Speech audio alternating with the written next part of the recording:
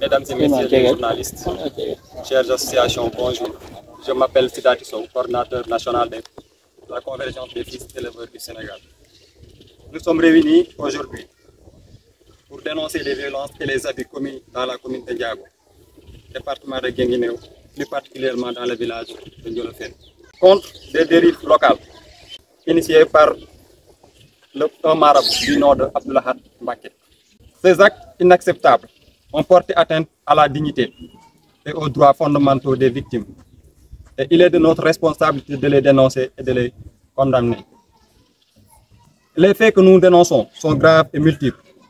Plus de 13 familles ont été contraintes de quitter leur habitation pour faire place aux cultures d'un marabout, sans compensation ni consultation préalable.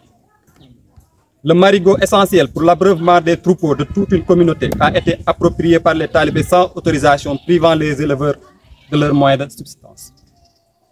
Nous dénonçons également les violences et les harcèlements dont sont victimes les jeunes filles de la part des talibés. Les saisies de bétail, les arrestations arbitraires de jeunes bergers et la mutilation de jeunes bergers de 14 ans sont autant de preuves de la gravité de la situation.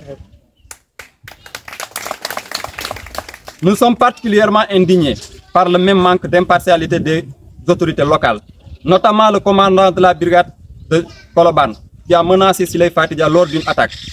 Cela soulève des questions sur la capacité de ces autorités à protéger les citoyens et à garantir leurs droits. Face à ces dérives, nous demandons aux autorités locales et nationales, en particulier le président de la République, son Excellence M. Bassirou Diomaye Diakhar Faye, et de son Premier ministre M. Ousmane Sonko de prendre des mesures immédiates pour mettre fin à ces violences et abus. Nous exigeons une enquête approfondie sur les faits dénoncés et la poursuite des responsables. Nous rappelons les organisations de défense des droits de l'homme et la société civile à se mobiliser pour soutenir les victimes et demander justice.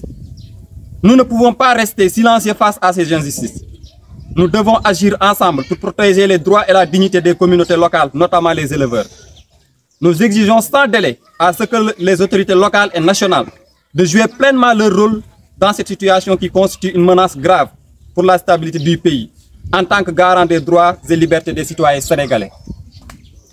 Cependant, vu la gravité de la situation, les populations de Ndiolofène réclament l'intervention immédiate de l'État du Sénégal dans ce litige, qui risque de virer encore au drame.